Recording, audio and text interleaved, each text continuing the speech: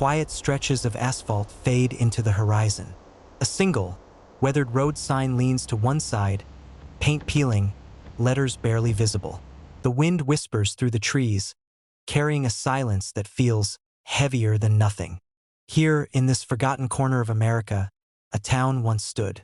One you might not find on any modern map. One that, according to official records, never existed. The houses are gone. The streets are gone. Even the memories seem to shiver under the weight of absence. Yet the land remembers. It holds on to what was once alive, even as the world pretends it never was.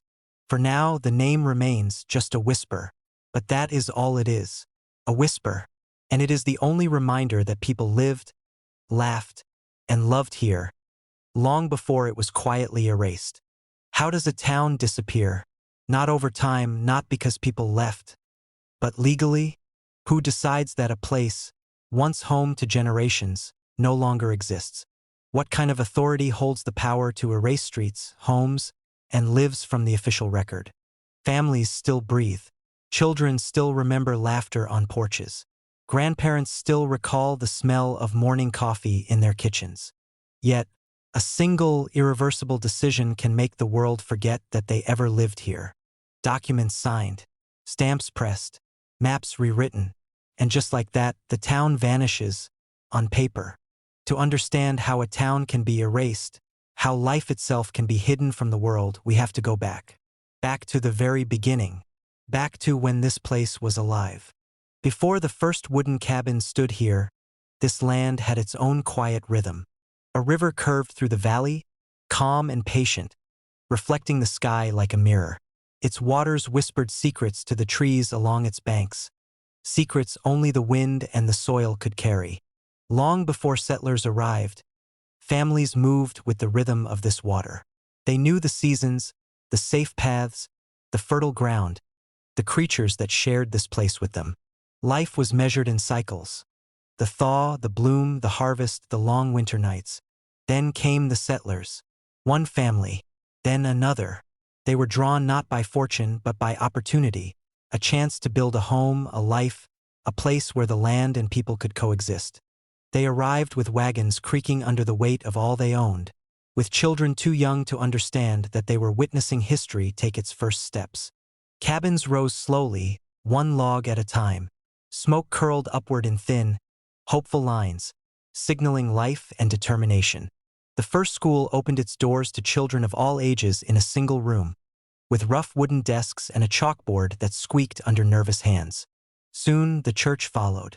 Sundays became a rhythm. Hymns, shared meals, laughter echoing in the pews, and the comfort of community. The post office came next, small and square, but powerful in its promise. A connection to the outside world. Mail routes adjusted. Letters traveled. Lives reached beyond the valley. More families arrived. Slowly, the population grew. A dirt road became a street. Paths through the forest became roads. The town, once only a dream, had begun to breathe. Children walked to school along winding paths, laughter echoing through the morning mist. Saturday nights were alive with simple joy. Families gathered at the local diner or barbershop. The smell of fresh bread and brewed coffee drifted through the streets. Church bells rang, not as alarms, but as invitations, calling everyone together, marking the passage of time. Neighbors knew each other's names, their routines, their stories. Life moved with a rhythm both ordinary and profound. There was a sense of permanence here. Each brick, each tree, each smile carried the promise that this town would endure, not just on maps, but in the hearts of its people. The town flourished. From the 1920s through the 1950s, life moved with a steady rhythm, both bustling and familiar. Factories hummed with the energy of workers, hands skilled in machines that shaped metal and wood. Fields stretched for miles, rich with crops that fed families and neighbors alike. Trains carried goods and letters, connecting this quiet valley to the wider world. Children grew tall under the summer sun.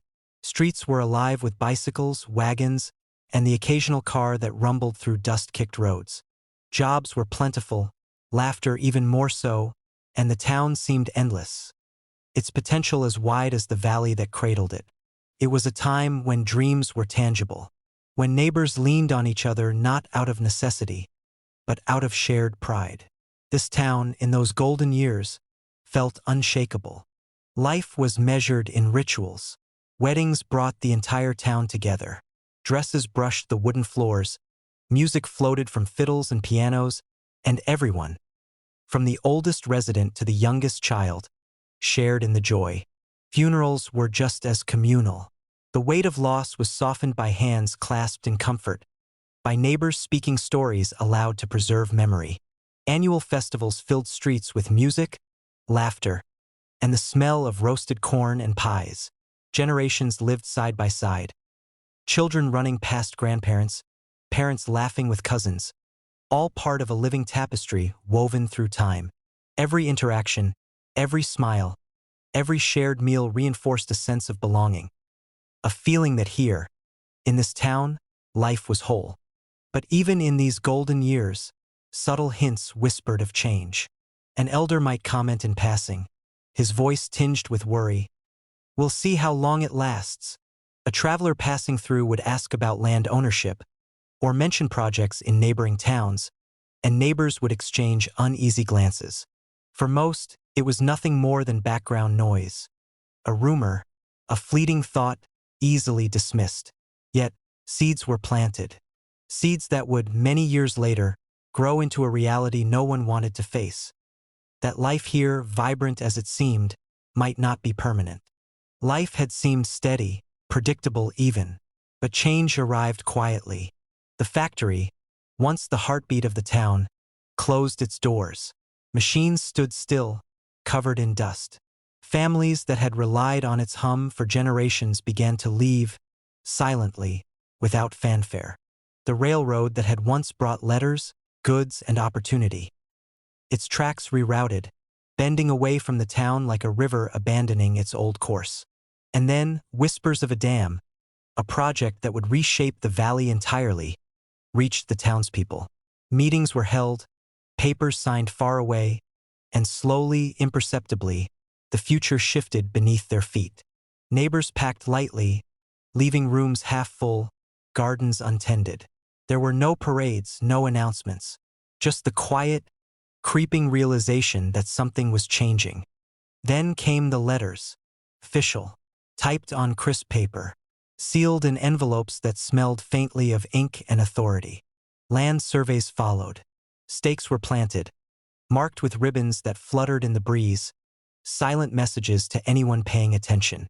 Unexplained meetings took place in dimly lit rooms, voices low, discussions deliberately vague. The adults spoke in measured tones, yet their eyes betrayed unease. Most townspeople tried to ignore it, pretend nothing had changed. But every envelope, every stake, every secretive discussion was a reminder. Life as they knew it was no longer guaranteed. Arguments began to surface. Some wanted to stay. They had roots, memories, children who had grown up here. They believed that if they held on, the town would survive. Others saw opportunity in leaving early, a chance to start fresh somewhere larger, somewhere modern, to avoid heartbreak and uncertainty. Town hall meetings grew heated. Voices, once warm and familiar, carried sharp edges. Neighbors who had shared meals now stood on opposite sides of the same question. And still, the days carried on. Children played. Lights went on. School bells rang. The town seemed normal. No one realized these were the last normal days. The day arrived quietly, though the world outside it carried weight. Government officials came, their presence measured and formal. Suits pressed, papers in hand, eyes trained to convey authority. They spoke politely, almost kindly, but their words carried a verdict that would ripple through every street, every home, every family in the valley. Project had been approved. A dam to reshape the river. A highway cutting through the heart of the town. A military base or reservoir, no matter the plan, the result was the same. The town stood in the way. Voices rose in shock. Mouths opened, then closed. Silence fell heavier than any announcement could have intended. For the first time, it became real. Life as they had known it could not continue here. Eminent domain. The words seemed simple on paper. Clinical, precise, legal. But for the people who had lived and loved here, it was a sentence. Compensation was offered, debated, argued. Not enough for some, too much for others. No amount could measure the value of memories carved into these streets, walls, and fields. Deadlines were set, dates circled in red ink. The clock began ticking. And though the townspeople were given a choice, it was never really a choice. To stay was impossible. To leave was mandatory. Life here would end unless they obeyed. Some fought. Protests rose along the main street. Legal battles dragged on in cold, distant offices. Petitions were filed. Meetings held. Arguments made with passion and desperation. A final vote was cast, though it felt predetermined. Hands were raised. Words spoken. The outcome inevitable. And in that moment, the truth landed like a hammer. The town could survive, just not where it stood. For the families who had built everything here, for the children who had run these streets, for the elders who had loved and lost within its walls, there was no remedy. Only departure. Only the slow, unavoidable erasure of home. Morning arrived with a strange stillness. Families moved quietly, carrying belongings into wagons and trucks. Every photograph, every piece of furniture, every small treasure was packed with care. Yet the air was heavy with finality. Children wandered the rooms one last time, tracing their hands along walls that had seen birthdays, laughter, and tears. Neighbors paused at doorways, offering silent waves. No words could capture what they felt. No gestures could make the departure any easier. Front porches emptied, gardens left untended, windows darkened, and with each home vacated, the heartbeat of the town slowed, inch by inch, room by room, family by family. Schools closed their doors for the final time. Chalkboards erased, desks stacked, windows shuttered. The laughter that once filled classrooms became a memory. Churches were dismantled carefully. Timbers labeled, pews removed, bells taken down, silenced, stored, or sent away. Cemeteries were relocated in some cases, headstones moved stone by stone. In other places, they were left behind, standing as lonely sentinels among the grass, whispering stories of the lives once lived. Walls that had sheltered generations fell to time and human hands alike. Streets became empty veins, and the town itself began to vanish. Not with fire or flood, but through the quiet inevitability of absence. And then there was silence. The last residents stepped out of their home, pausing for a final look down the street that had been their world. Mail stopped arriving. The post office closed. Letters that once connected hearts now remained unsent, unread, forgotten. Power was shut off. Lights went dark. No hum of electricity. No sound of life. The town, once alive with hope, laughter, and community, had been emptied. And for the first time in generations, no one was home. The wind swept through empty streets. The trees whispered in the absence of voices. The sun rose and fell, and still there was only quiet. A long silence followed. A silence that seemed to hold every memory, every story, every heartbeat of a town that had ceased to exist. The last traces of life were erased quietly, methodically, without spectacle. The post office, once the town's heartbeat, had its designation revoked. Letters no longer arrived. Communication ceased. The zip code, a series of numbers that had once tied this place to the wider world, was deleted from every record. The town charter, the legal acknowledgement of its existence, was dissolved. Where people had laughed, learned, and loved, there was now only paperwork. Clinical, precise, and indifferent. A town that had lived for generations had been reduced to ink, stamps, and bureaucracy. Atlases were updated. Maps removed the town entirely. Streets that had been trodden for decades disappeared under ink. Road signs were taken down, leaving only empty posts swaying in the wind. Travelers would pass through, seeing nothing, finding nothing. Even GPS, the technology meant to guide, now offered only emptiness. Searching, recalculating, ultimately giving up. And so the final truth settled. From that moment on, the town officially did not exist. Today, if you travel to where the town once stood, you will find only traces. Roads are overgrown, barely visible beneath tall grasses and creeping vines. Where children once ran and bicycles rolled, nature now moves freely, reclaiming what was always hers. Foundations peek through the soil, stubborn reminders of walls and homes that once held life, laughter, and loss. In some places, water has pooled, forming small ponds or streams where streets once guided wheels and footsteps. Forests have crept in, cloaking the past in green. The town is gone. Yet, if you know where to look and if you know how to see, the remnants speak. Those who lived here carry the town in their memory. Former residents speak quietly, sometimes with tears, sometimes with a smile. We were there, they say. We know. Records may show nothing. Official documents erase streets, homes, and zip codes. But memory is stubborn. Memory does not bend to ink or stamps. They remember the smell of fresh bread in the diner, the laughter of children chasing each other down Main Street, the toll of the church bell at Sunday morning, the warmth of neighbors' hands in times of joy and grief. Even when the world pretends it never existed, they hold on. The town is gone in law, gone in geography, but not gone in heart. And so, for those who remember, it still breathes. The story of this town is not just about nature reclaiming its land or the inevitability of time.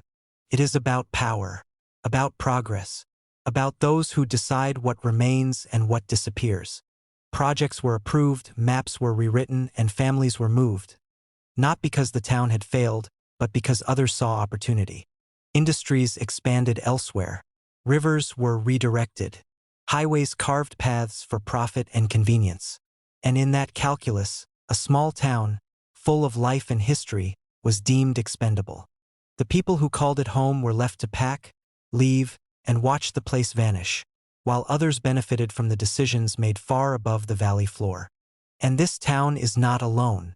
Across the country, similar stories unfold. Communities erased for reservoirs, highways, military projects, or urban expansion. Forgotten streets, vanished schools, and emptied homes are not rare. They form a quiet pattern, hidden in history, ignored in maps. How many towns like this exist, quietly removed from memory, replaced with nothing more than numbers and lines on a page? The answer is unsettling, and the truth lingers long after you leave the valley. Towns are more than land, more than streets, houses, and signs. They are stories. They are memories. They are the laughter of children, the labor of families, the rituals that mark our lives. Even when a town is erased, these histories survive, in the hearts and minds of those who lived them. But what happens when those memories fade? When ink on paper, numbers on a map, and the weight of bureaucracy replace the life that once was? If a town can be erased, how fragile is history itself?